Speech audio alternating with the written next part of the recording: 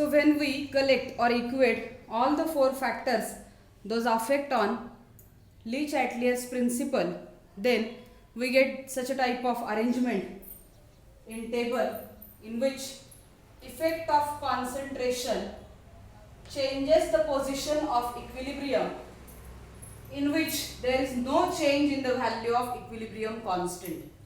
Second factor, pressure can changes the position of equilibrium if reaction involves the change in number of gaseous molecules. जसं तुम्हाला आठवत असेल delta n is equal to -2 आलं होतं आपलं. म्हणजे जर डेल्टा एन ची व्हॅल्यू जर अदर दॅन 0 आली, म्हणजेच number of moles of reactant आणि प्रोडक्ट मध्ये चेंजेस असतील, तर फक्त pressure can changes the position of equilibrium and still there is no change in the value of equilibrium constant. Third, temperature, very important factor, which changes always the position of equilibrium as well as it changes the value of equilibrium constant also. And finally, catalyst, which do not show any change in the position of the equilibrium as well as no change in the value of equilibrium constant. हा chart जरी लक्षात ठेवला तरी पण चारही factors तुमचे चांगल्या पद्धतीने लक्षात राहतील, जेणेकरून मल्टिपल चॉईस क्वेश्चन सोडवताना तुम्हाला कोणत्याही प्रकारची अडचण येणार नाही. यानंतर आपण शेवटच्या आर्टिकलकडे जातोय चॅप्टरच्या, the last article of this chapter, and it is industrial application, की ज्यामध्ये आपल्याला Haber's process that is industrial preparation of ammonia molecule ही स्टडी करायची आहे. This is one of the best application, the Haber's process for the synthesis of ammonia by industrial way. So it is known as industrial preparation of ammonia. Nitrogen gas from air, whenever allowed to react with hydrogen gas from natural gas, they two combine with each other in the proportion 1:3 by volume. 1 part of nitrogen and 3 parts of hydrogen by volume. They react with each other at 450 degrees Celsius temperature, 200 atmospheric pressure, and iron containing small amount of molybdenum as a catalyst. Then we get formation of the gaseous ammonia. Gases are cooled and ammonia turns to liquid. So this ammonia turns to liquid ammonia. But if certain part of these gases not allowed to form ammonia, then those unreacted gases, they recycled again at the same temperature, pressure, and in presence of catalyst. Again recycling process takes place for the formation of liquid ammonia. This is all about the industrial preparation of ammonia by Haber's process. Process is known as Haber's process.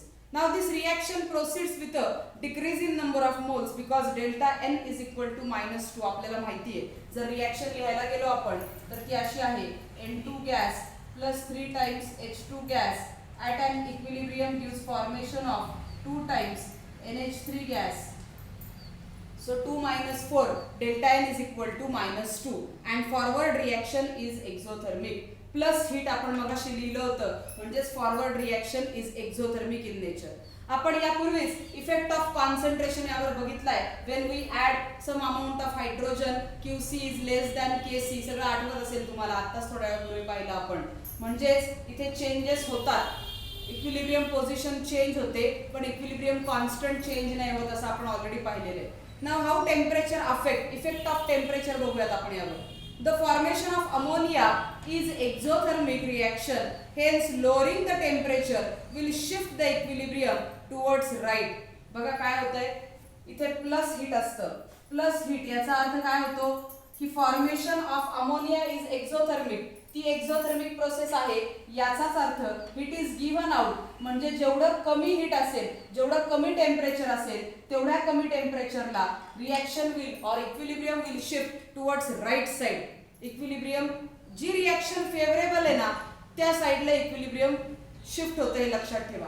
ज्या वेळेला तुम्ही lower temperature ठेवता त्यावेळेस automatically product formation more असेल, म्हणजेच equilibrium shifted to right. At low temperature however the rate of reaction is small and longer time would be required to attain the equilibrium. At high temperature, the reaction occurs rapidly with appreciable decomposition of ammonia. Hence, the optimum temperature has to be used. म्हणजे lower temperature ठेवलं तरी equilibrium लवकर मिळणार नाही, higher temperature ठेवलं तर ammonia decompose होऊ शकतो आणि म्हणून आपल्याला ऑप्टिमम टेम्परेचर वापरावं लागतं. And that optimum temperature for this particular reaction is 773 kelvin. Now second factor which affect is nothing but the pressure. So let us study effect of pressure. The forward reaction is favored with high pressure as it proceed with decrease in number of moles.